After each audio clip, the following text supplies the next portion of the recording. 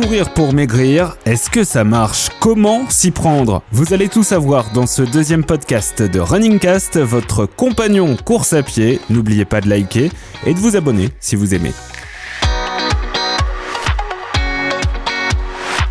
Et pour parler de nos petits bourrelets, Nicolas Aubino est avec nous. Nicolas, bonjour.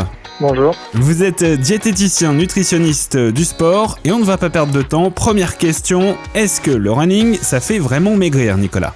Sur le temps, en fait, c'est-à-dire qu'il faut être assidu. En l'occurrence, c'est plus une modification de la composition corporelle qu'un amaigrissement au niveau du poids sur la balance. C'est une sorte de vase communicant, on va diminuer la masse grasse et améliorer la masse musculaire, mais le pourcentage, en fait, va s'inverser. Alors, on entend souvent aussi que moins de 30 minutes d'effort par jour, ce n'est pas la peine, en gros, ça ne sert à rien. Vrai ou faux ? Ça sera toujours plus intéressant de faire 20 minutes, un quart d'heure que de rien faire. Il faut après surtout réitérer une activité physique tous les 2 jours minimum, voire tous les jours de manière optimale. Je veux maigrir, stabiliser mon poids dans la durée. Quel type de sortie dois-je privilégier ? Est-ce que je vais plutôt faire du long modéré ou du court intensif ?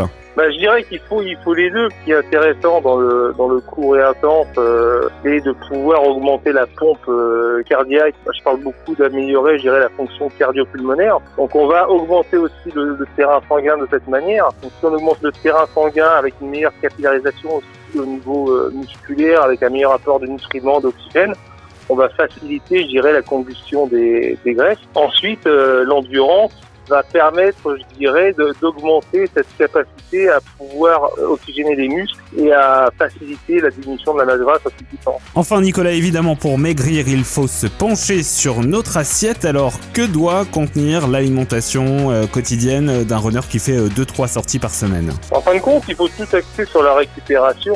Le réservoir musculaire, vous le videz toujours lors d'une séance pour le re-remplir derrière. Donc, en fin de compte, l'alimentation du runner va suivre une alimentation pauvre en glucides semaine après semaine et on va juste greffer, je dirais, un apport glucidique en récupération après les séances pour être plus efficient sur la séance qui va suivre. Merci Nicolas Aubino, diététicien nutritionniste du sport. Vous avez écrit plusieurs ouvrages qu'on retrouve d'ailleurs dans le résumé de ce podcast. Deuxième podcast de Running Cast, votre compagnon course à pied. N'oubliez pas de liker et de nous suivre si vous aimez.